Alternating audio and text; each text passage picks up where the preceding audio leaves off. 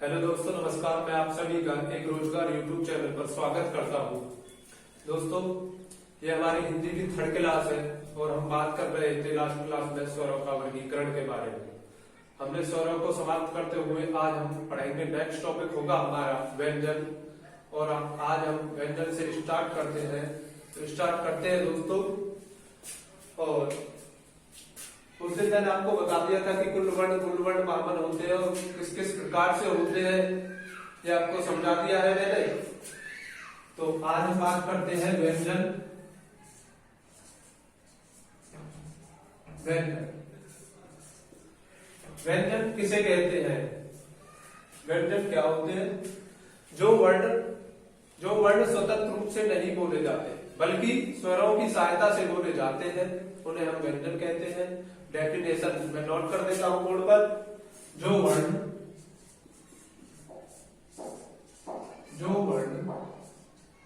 स्वतंत्र रूप से नहीं बोले जाते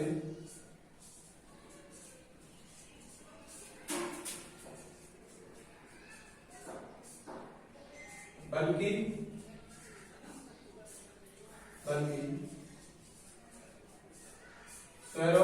स्वरों की सहायता से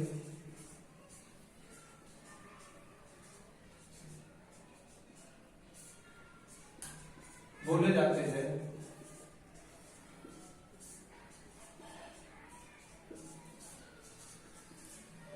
उन्हें व्यंजन कहा जाता है।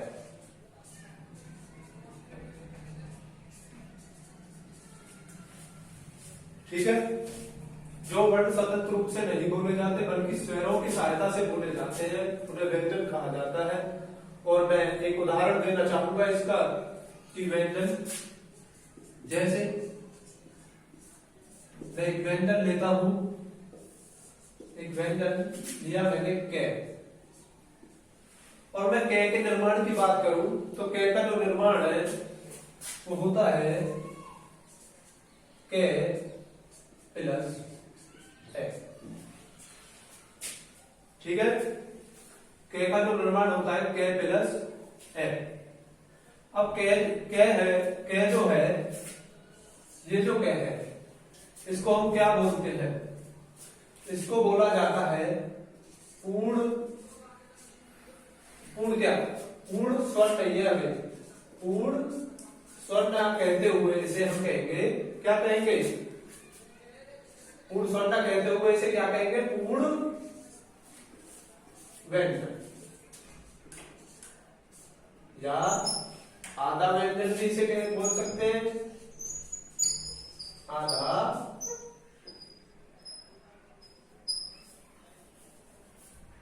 बोलेंगे इसे आधा व्यंजन। आधा व्यंजन भी इसे बोल सकते हैं। तो हम नेक्स्ट बातें करेंगे आपके लिए वर्णों के वर्गीकरण के बारे में कि किस किस प्रकार से वर्णों का वर्गीकरण किया गया है, व्यंजनों का वर्गीकरण। तो नेक्स्ट बात करते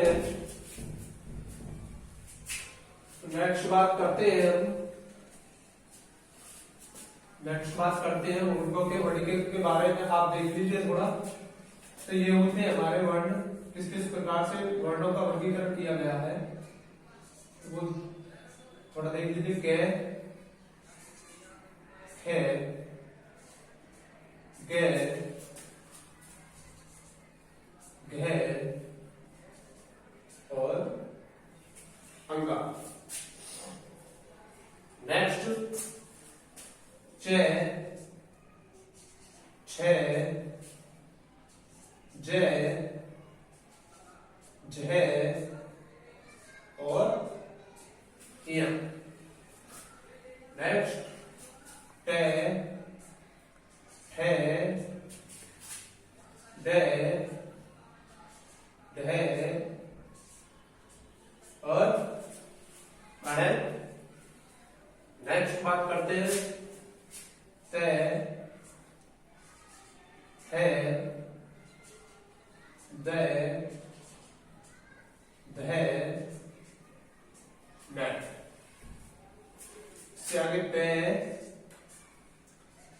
है, बै, भै और मैं। इनको दोस्तों क्या कहा जाता है? इनको कहा जाता है वर्गीय व्यंजन या स्पर्श व्यंजन। क्या बोलते हैं इनको? वर्गीय व्यंजन या स्पर्श व्यंजन। वर्गीय व्यंजन या स्पर्श व्यंजन इनको कहा जाता है। और वर्गीय व्यंजन या स्पर्श व्यंजनों की जो कुल संख्या होती है वो होती है 25। कितनी होती है? 25। तो कुल संख्या बात करेंगे इसके बारे में। कुल संख्या कितनी? 25। ठीक है। अब मैं इनको पूर्ण व्यंजन बना देता हूं कि पूर्ण व्यंजन कैसे होते हैं। अगर मैं इनके हलंत लगा दूं तो हमारे क्या हो जाएंगे? पूर्ण व्यंजन हो जाएंगे।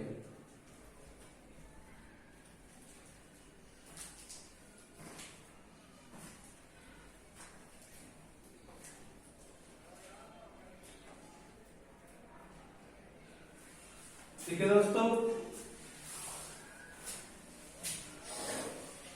अब हम नेक्स्ट बात करेंगे अंतस्थ व्यंजन के बारे में कि अंतस्थ व्यंजन कौन कौन से होते हैं। थोड़ा रफ कर लेता हूं।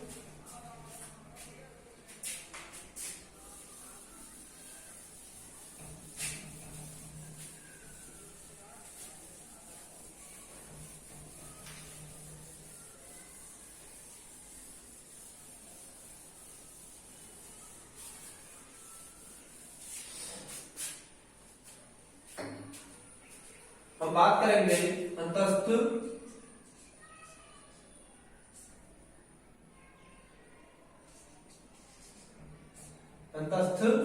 व्यंजन।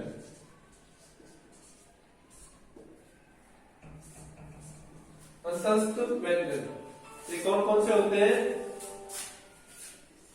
य, रै, ले और वै। ये होते हैं हमारे अंतस्थ व्यंजन। ठीक है। संस्कृत में ये को अर्धस्वर भी कहा जाता है। एक बात नोट करेंगे, संस्कृत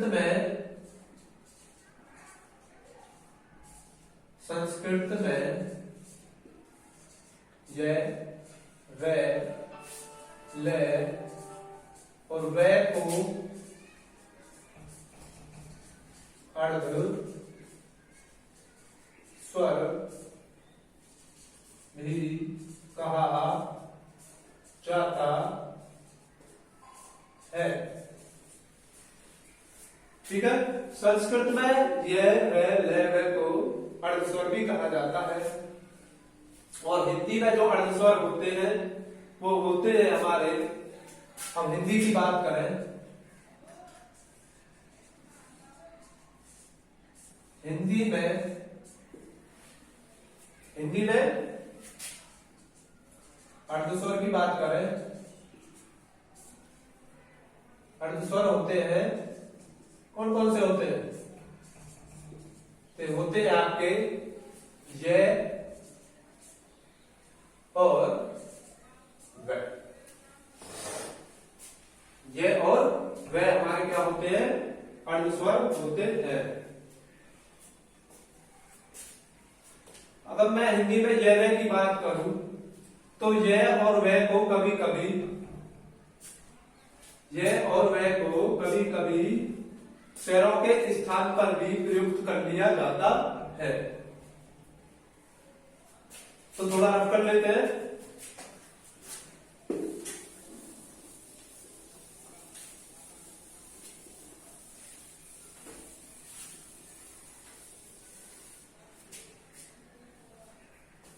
ये और वे को,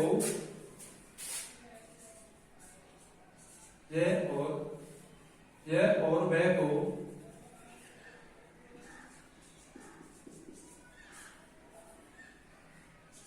व को कभी कभी स्वरों के स्थान पर भी यूज या उपयोग बोल दो, उपयोग कर लिया जाता है।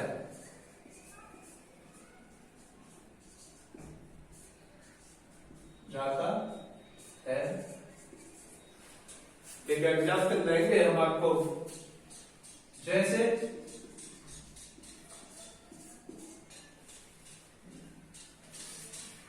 कौवा, कौवा ये क्या है हमारा कौवा बोलते से कौवा, और जो ए है इसके स्थान पर यूज होगा हमारा क्या, इसको हम और क्या बोल सकते हैं, इसको हम बोल देते हैं कौवा। तो इसी तरह से आप देख लीजिए, महिलाएं का हो जाएगा महिला। दूसरा उदाहरण देखिए आप, महिलाएं का हो जाएगा आपका क्या, महिलाएं, ठीक है। तो कन्वर्ट हो जाता है। और हम नेक्स्ट आगे बात करेंगे,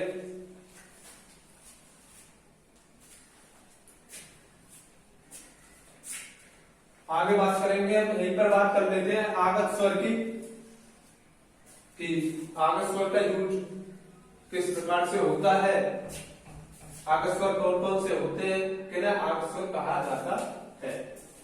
तो बात कर लेते हैं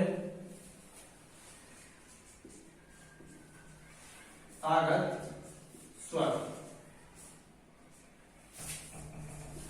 आगत स्वर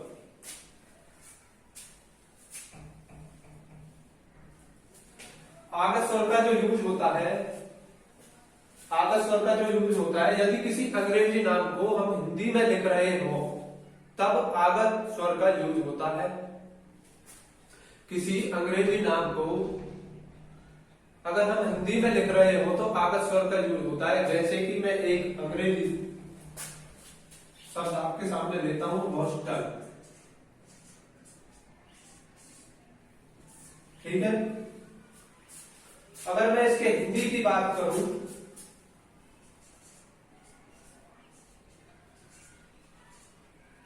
तो ये तो गलत है ना, पर ऐसे हॉस्टल नहीं लिखा जाता। और इसका सही रूप क्या होगा, जो आगत स्वर की सहायता से अंग्रेजी नाम को बदला जाता है। अंग्रेजी में होता है हॉस्टल, और इसका जो हिंदी में यूज होता है वो किस प्रकार से होता है, इस प्रकार से क्या होता है, हॉस्टल, ठीक है। इसी प्रकार से आप लिख सकते हैं नॉलेज,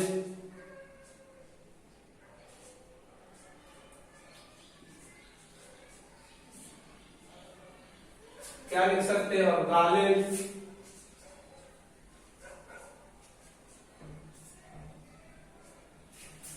ठीक है। तो मेरे ख्याल से आप समझ गए होंगे। अब आगे नेक्स्ट बात करेंगे हम आपकी, थोड़ा रफ कर लेते हैं दोस्तों।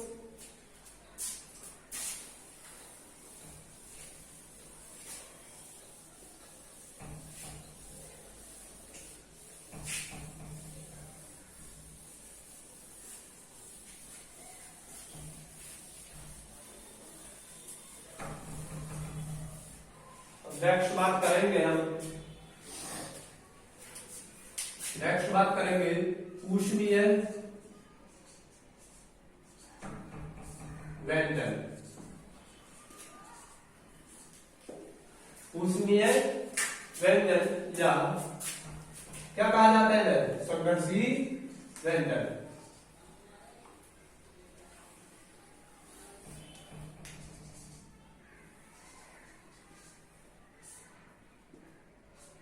क्या कहा जाता है, संघर्षी व्यंजन।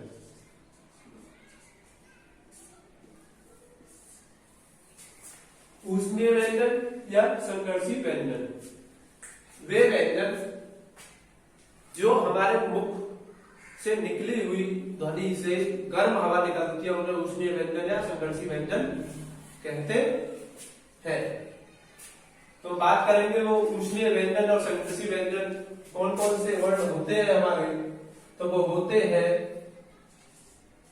से,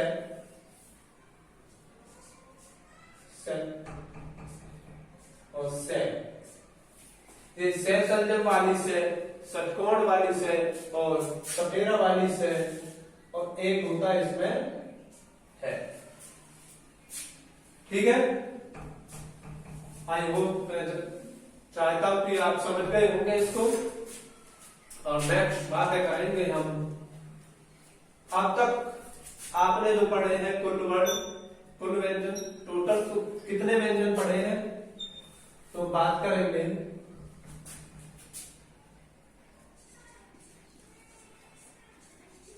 कुल व्यंजन कितने पढ़े हैं आपने? 25 तो पढ़े हैं आपने। क्या? स्पर्श व्यंजन या वर्गीय व्यंजन, स्पर्श व्यंजन या वर्गीय व्यंजन।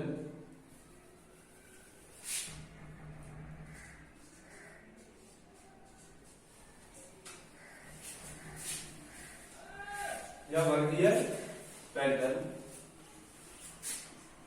फोर जो मैंने आपको बताया कि फोर होते हैं तटस्थ व्यंजन,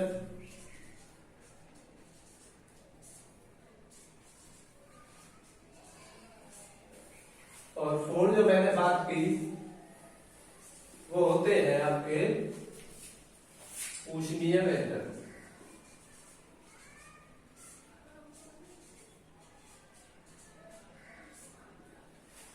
टोटल कितने होते हैं? 33। और मूल व्यंजनों की संख्या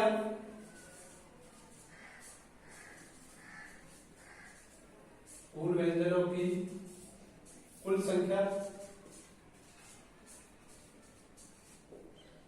कितनी होती है? 33।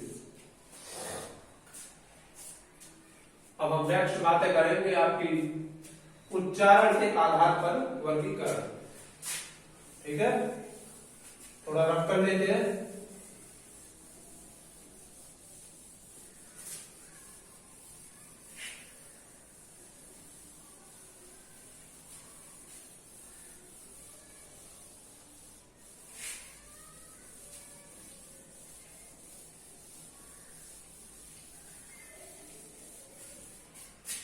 अब हम आगे बात करेंगे उच्चारण के आधार पर वर्गीकरण। उच्चारण के आधार पर वर्गीकरण।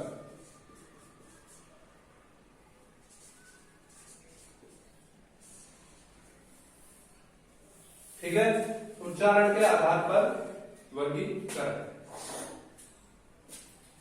उच्चारण के आधार पर वर्गीकरण, कोई भी वर्ण आपके पहले सबसे पहले कहाँ आता है? आपके दिल में आता है, और दिल में आने के बाद आप जो उसे निकालते हैं किस प्रकार से मुंह द्वारा व्यक्त होता है उसके बारे में हम बात करेंगे। कि सबसे पहले दिल में आया, दिल के बाद जुबान पे आता है, और जुबान से किस प्रकार बाहर निकलता है उस चीज का वर्णन करेंगे हम। तो मैं एक स्ट्रक्चर बना देता हूं।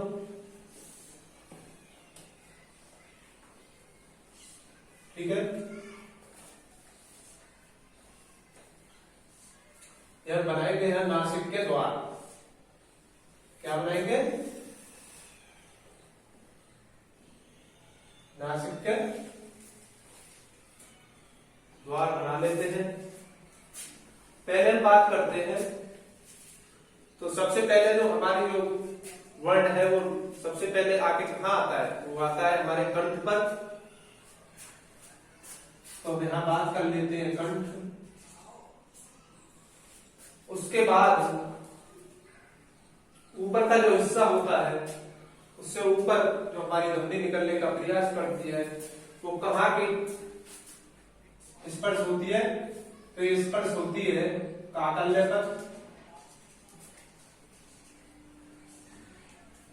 कहाँ होती है? काकल्य किसे कहा जाता है? काकल्य होता है हमारा, आपने विश्व के एड में देखा होगा कि वो एक लटका हुआ रहता है, उसे काकल्य कहा जाता है। हिंदी भाषा में हम इसे ग्रामीण एरिया में क्या बोलते हैं? काग। क्या बोलते हैं? काग बोला जाता है। इससे आगे हम बात करेंगे हम कंठ। कंठ के बाद काकल्य। काकल्य के बाद क्या आता है? काकल्य और जो हमारे मसूड़े होते हैं, मसूड़ों से ऊपर की तरफ का एरिया जो हमारा क्या कहलाता है? वो कहलाता है तलवा। क्या कहलाता है? तलवा।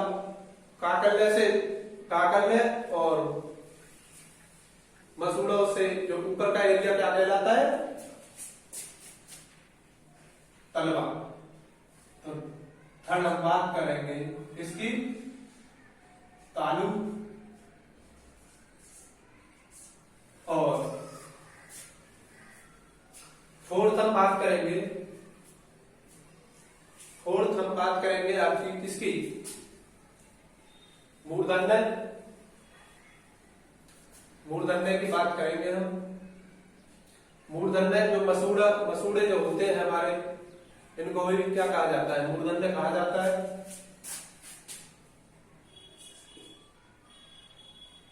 मूर्धन्य बोलेंगे मूर्धा।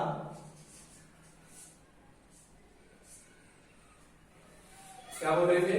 मूर्धा। और नेक्स्ट बात करेंगे हम मूर्धा से जो हमारे नीचे की जो ध्वनि निकलती है, उसके बाद कहाँ आकर स्पर्श होती है? तो स्पर्श होती है किस पर? दांतों पर। तो कहाँ स्पर्श होती है? ये होती है हमारी दांत। और बाद में दांतों से जो बाहर जो स्पर्श होती है, वो कहां पर होती है? फिर होठों पर। और होठों के द्वारा बाहर निकल जाती है, ध्वनि होठों से बाहर निकल जाती है। इसे क्या बोला जाएगा? होठ। ठीक है, स्ट्रक्चर आप समझ गए होंगे। और हम नेक्स्ट बात करते हैं उच्चारण के आधार पर वर्गीकरण। और हम लिख देते हैं किस किस प्रकार से उच्चारण के आधार पर वर्गीकरण किया गया है। बात करेंगे के, खे, गे, घे, पंगा।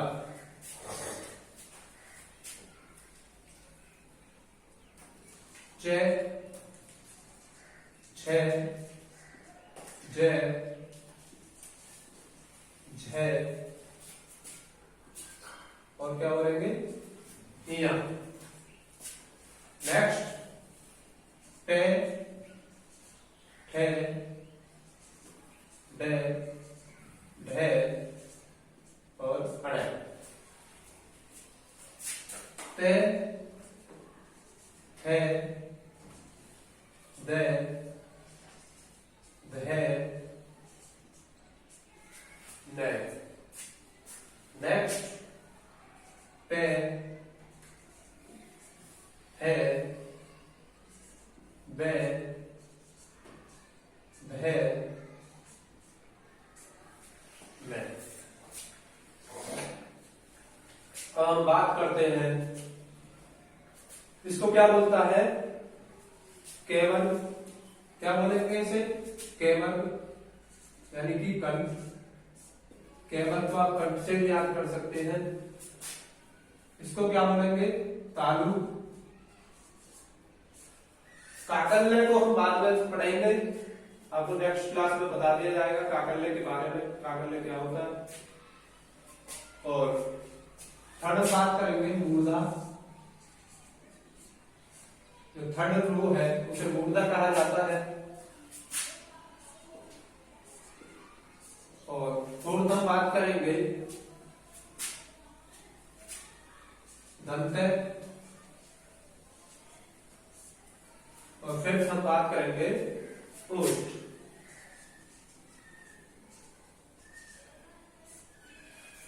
ठीक है,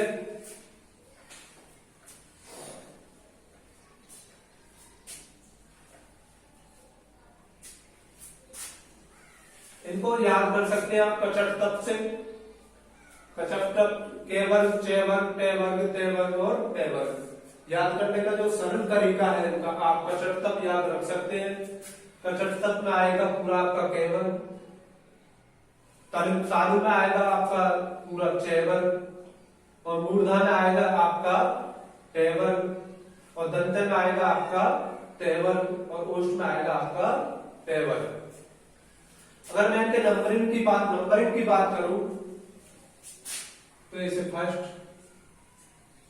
सेकंड, थर्ड, फोर्थ, फिफ्थ, इस प्रकार से काउंटिंग किया जाता है। ठीक है, फिफ्थ भी कैसा है? फिफ्थ है ये इस प्रकार से। फोर्थ कैसा है? ये इस प्रकार से। थर्ड रो किस प्रकार से? इस प्रकार से। तो आप समझ गए होंगे, इस प्रकार से। ठीक है, तो क्या वर्ग को क्या बोला जाता है? कंठव्य। क्या बोला जाता है? कंठव्य।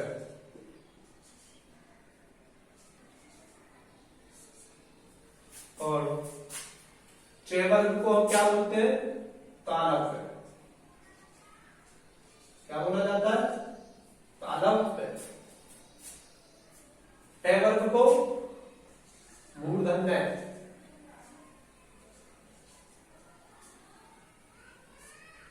क्या बोला जाता है? मूर्धन्य। और टेवर्ग को बोला जाता है दंतव्य। दंतव्य। क्या बोला जाता है भाई? दंतव्य। और टेवर्ग को कहा जाता है ओष्ठ। है क्या कहा जाता है? ओष्ठ है। ठीक है,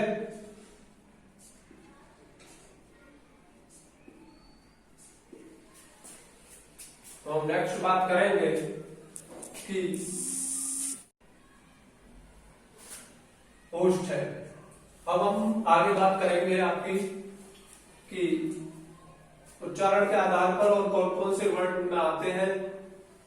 ठीक है, तो कंठे की बात करते हैं। सबसे पहले कंठे में आपका आता है, क्या आता है? ए, आ, है और विसर्ग। विसर्ग भी के वर्ग में ही आता है हमारा, विसर्ग। ठीक है, तालव्य की बात करते हैं तो तालव्य में हमारे आते हैं, तालव्य में वर्ण आते हैं हमारे ई, बड़ी, य और सैसल्य वाली से। और मूर्धन्य में बात करते हैं हम। मूर्धन्य में टे वर्ग में कौन कौन से आते हैं? तो टे वर्ग में और आ जाते हैं हमारे रे, से, रे। और ते वर्ग की बात करें तो दंते में आते हैं हमारे वर्ण, ये होते हैं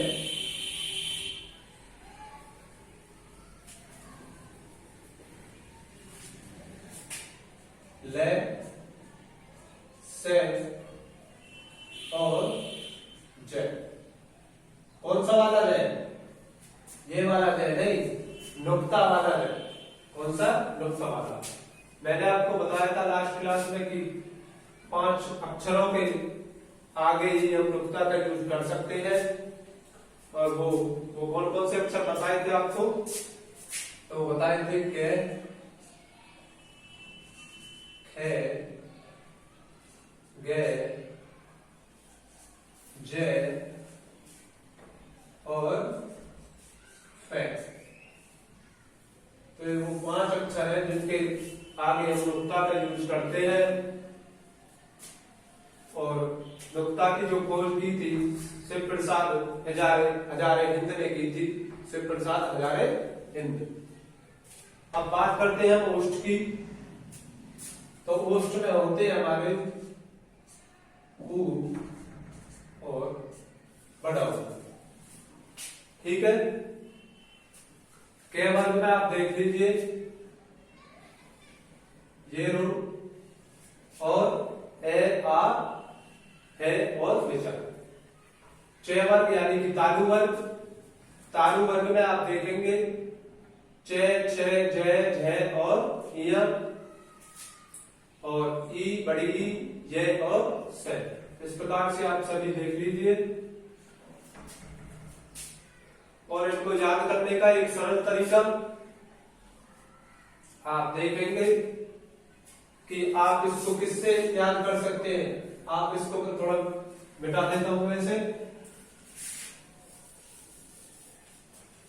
आप इसे याद कर सकते हैं विवाह से। किससे? विवाह से। उदाहरण थोड़ा अटपटा सा है पर देखेंगे थोड़ा अच्छा लगेगा आपको। विवाह, वी से बनेगा हमारा विसर्ग। आ में आ जाएंगे आपके आ और ए दोनों, और है तो है ही आपके समक्ष, ठीक है जी। आप इसे अब नेक्स्ट बात करते हैं तालव्य वर्ग की। तो तालव्य वर्ग जो है इसे किससे याद करेंगे? तो बात करेंगे विवाह किसका है? विवाह है किसका? ईएस का। किसका? ईएस का। किसका विवाह है? ईएस का। तो ई में आपकी दोनों ही कवर हो जाएंगी और ये और से तो आपका है। अब विवाह ईएस क्या है? तो ईएस तो बन गया अभी क्या? ईएस बन गया आपका ऋषि। क्या बन गया? ऋषि, ठीक है। ईएस बन गया कैसा? क्या बन गया ईएस? ईएस बन गया ऋषि। ऋषि में आपके ये तीनों कवर हो जाएंगे, री से कौन वाड़ी से और रे, ठीक है। और जब ईएस ऋषि बन गया तो ईएस ने शादी करने से मना कर दिया, तो कैसा बन गया वो बन गया लाश जैसा। कैसा? लाश जैसा। कैसा बन गया? लाश जैसा, ठीक है। कैसे बन गया? लाश जैसा। और शादी तो फिक्स थी, अब ईएस को शादी करनी पड़ी तो ईएस बन गया लाश जैसा। जैसे ही बारात गांव में बारात पहुंचती, आपने देखा होगा तो बहुत माताएं बहनें बारात को देखने जाती है, तो सब दूल्हे को देखती है तो वो माता बहनें क्या कहती है? तुम्हें दूल्हा देखना है। तो दूल्हा कैसा था? तो दूल्हा था लाश जैसा। तो मुंह पर आकर रखकर बोलती है ऊ। कैसा है दूल्हा? ओ, ठीक है। तो आपका यहां से कवर हो जाएगा। अब नेक्स्ट बात करेंगे हम, आपका उच्चारण के आधार पर वर्गीकरण हो गया है कंप्लीट। और हम नेक्स्ट बातें करेंगे अब आपकी, ठीक है। नेक्स्ट बातें करेंगे, कल मैंने आपको एक चीज बताई थी, संयुक्त स्वर पढ़ाया था कि संयुक्त स्वर, कि संयुक्त स्वर कौन कौन से होते हैं। क्या कोई बच्चा बताएगा कि संयुक्त स्वर कौन कौन से होते हैं? नहीं पता? ठीक है, तो आप बताइए। हाँ, नाम के भेजा, बताइए। तो संयुक्त स्वर होते हैं आपके ए, आई, ओ और औ। संयुक्त स्वर होते हैं आपके ए, आई, ओ, औ, ठीक है। कल मैंने आपको बताया था कि इनके निर्माण की बात की, ए का जो निर्माण है वो किस किस से मिलकर होता है? तो ए का जो निर्माण है वो होता है ए प्लस ई। और अभी हमने पढ़ा है कि जो ए है वो कंठे में आता है हमारा, किस वर्ग में आता है? के वर्ग में। और के वर्ग को हम क्या बोलते हैं? कंठ। तो ए कहां आता है हमारा? कंठ, कंठ द्वारा बोला जाता है। और ई जो है, ई हमारी किससे बोली जाती है दोस्तों? तालु। किससे बोली जाती है? तालु। तो ए और ई, ए और आई को हम किस प्रकार से बोल सकते हैं? तो इसको हम बोल सकते हैं, दोनों को क्या बोल सकते हैं? कंठ तालव्य। मिलाकर क्या बोलेंगे? कंठ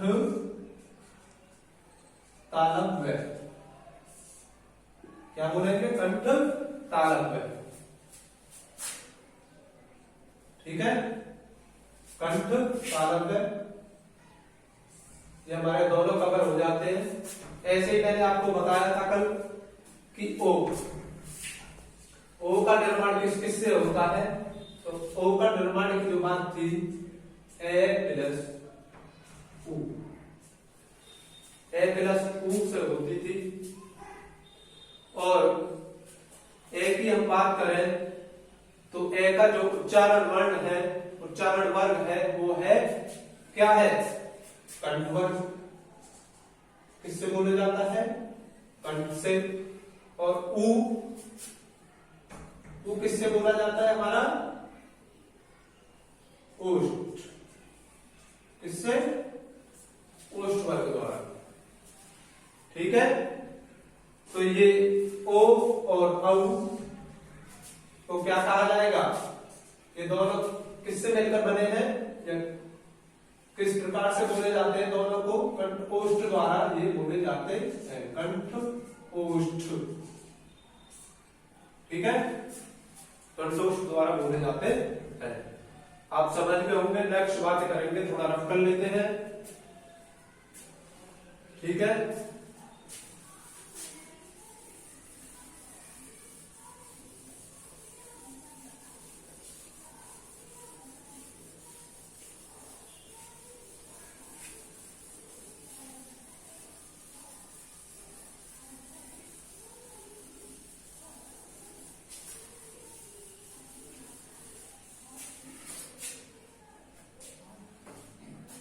अब बात करेंगे हम जीवा मूली है या अलिजीवा किसे कहते हैं, क्या होते हैं? बात करेंगे नेक्स्ट जीवा मूली है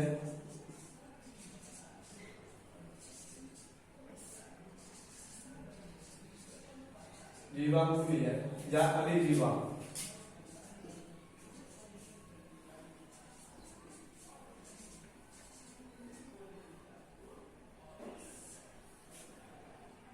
जीवा मूल्य या अलिजीवा क्या होते हैं? अलिजीवा मूल्य। ठीक है, जीवा मूल्य जो हमारे जीव के अग्र भाग द्वारा बोले जाते हैं उन्हें जीवा मूल्य या अलिजीवा कहते हैं। तो वो कौन कौन से वर्ण होते हैं? तो वो वर्ण होते हैं हमारे के, खे और गे। अब आप कहोगे कि सर आपने तो ये उच्चारण के स्थान पर बताया था, तो ये वो के खे नहीं है, ये है कौन से वाले? ये है नुक्ता बिंदी वाले के खे गे। ठीक है, तो जीवा मूल्य या अलिजीवा कहा जाता है। ठीक है, अब नेक्स्ट बात करेंगे हम आपकी, बात करेंगे दंतोष्ठ। दंत ओष्ठ, दंत ओष्ठ जो दांत और ओष्ठ द्वारा दोनों से मिलकर बोले जाते हैं वो दंतोष्ठ कहलाते हैं। तो वो कौन कौन से वर्ण है? तो वो है हमारे वे और क्या? फे। और फे भी कौन सा वाला, ये नुक्ता बिंदी वाला। ठीक है, अब नेक्स्ट, ठीक है, दंतोष्ठ आपको समझ में आ गया होगा। जीवा मूल्य और अलिजीवा वर्ण कौन कौन से, कै, खे और गे, कौन से वाले, नुक्ता वाले। ठीक है, दंतोष्ठ कौन कौन से होते हैं वर्ण, जो होते हैं गे और फे। अब हम बात करेंगे आगे नासिक के व्यंजन। क्या बात करेंगे, नासिक के व्यंजन। नासिक के व्यंजन, नासिक के व्यंजन जो हमारे नाक द्वारा जो ध्वनि निकलती है, जो नाक के द्वारा ध्वनि निकलती है, उसे हम नासिक के व्यंजन बोलते हैं। और आपने अभी पढ़ा होगा पंचमाक्षर कोई जब नासिक के व्यंजन कहते हैं, फर्स्ट, सेकंड, थर्ड, फोर्थ और फिफ्थ। तो कौन कौन से नासिक के व्यंजन, तो नासिक के व्यंजन थे अंगा, ठीक है, इया, अणे, ने और ने। अब तक आपने नासिक के व्यंजनों की संख्या 5 पढ़ी होगी, लेकिन वास्तव में नासिक के व्यंजनों की संख्या कितनी होती है, 6। तो छठा नासिक के व्यंजन कौन सा होता है, तो हम आपको बताते हैं। तो नासिक के व्यंजनों की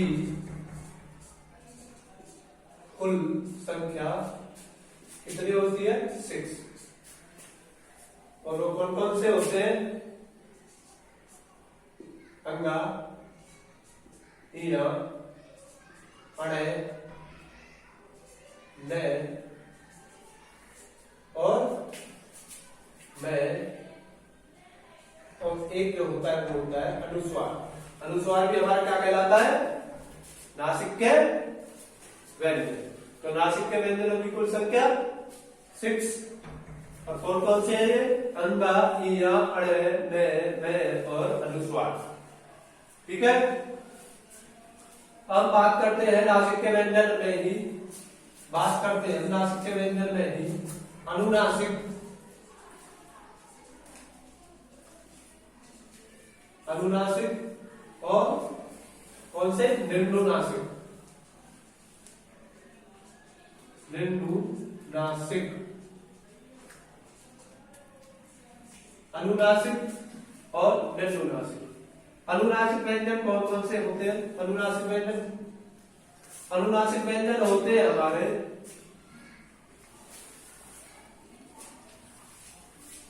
अनुनासिक व्यंजन होते हैं हमारे जिनमें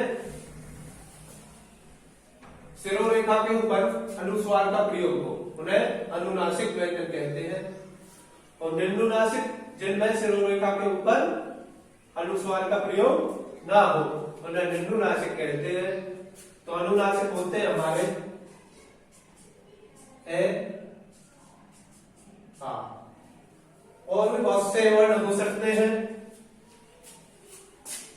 ठीक है दोस्तों, तो ऐसे वर्ण क्या कहलाते हैं हमारे, अनुनासिक, जिनके शिरोरेखा के ऊपर अनुस्वार लगा हो उन्हें अनुनासिक कहते हैं। और जिनके शिरोरेखा के ऊपर अनुस्वार न लगा हो उन्हें क्या कहते हैं, निम्नुनासिक कहते हैं। ठीक है, तो ठीक है, अब हम बात करेंगे आगे शब्दकोश के अनुसार। थोड़ा रख कर लेता हूं।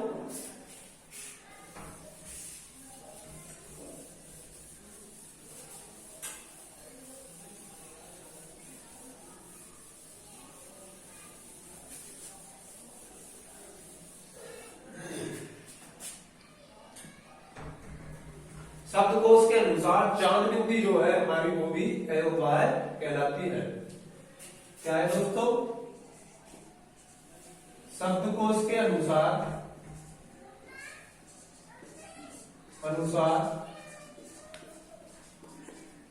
शब्दकोश के अनुसार चांद बिंदी भी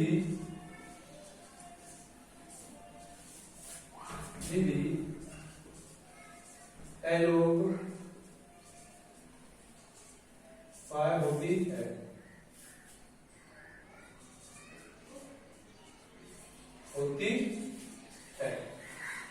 शब्दकोश के अनुसार चांद बिंदी भी हमारी अयोपाय होती है। तो आपको मैं एक उदाहरण दूंगा इस चीज का कि जैसे शब्दकोश में सबसे पहले हम लेते हैं अनुस्वार, सरल रेखा के ऊपर एक बिंदी, उसके बाद लेते हैं हम विसर्ग। ठीक है, ये हमारा अनुस्वार, उसके बाद लेते हैं विसर्ग और उसके बाद लेते हैं हम ये आपकी चांद बिंदी। ठीक है,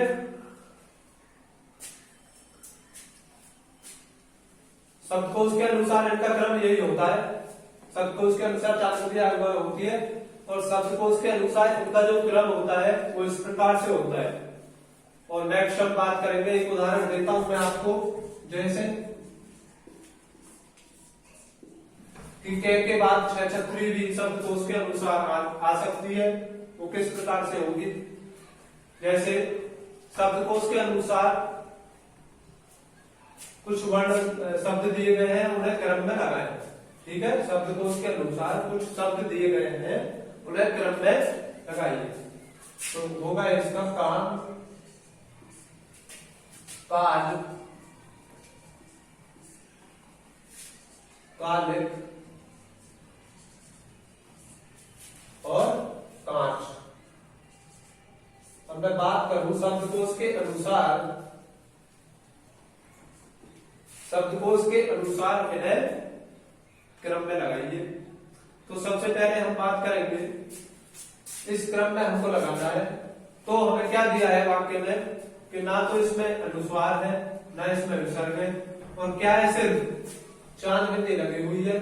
तो शुरुआत कहां से होगी, चांद बिंदी से। आप समझ गए होंगे मेरी बात को। और आज का समय समाप्त हो चुका है, इतना ही आज के लिए। और हम बात करेंगे नेक्स्ट क्लास में अल्प प्राण और महाप्राण, और नेक्स्ट क्लास में लगभग हिंदी वर्णमाला समाप्त हो जाएगी। और हमारे चैनल को सब्सक्राइब कर लीजिए और ज्यादा से ज्यादा अपने दोस्तों को इनवाइट कीजिए, शेयर कीजिए वीडियो को। अच्छा लगे तो कमेंट करिए। जय हिंद दोस्तों।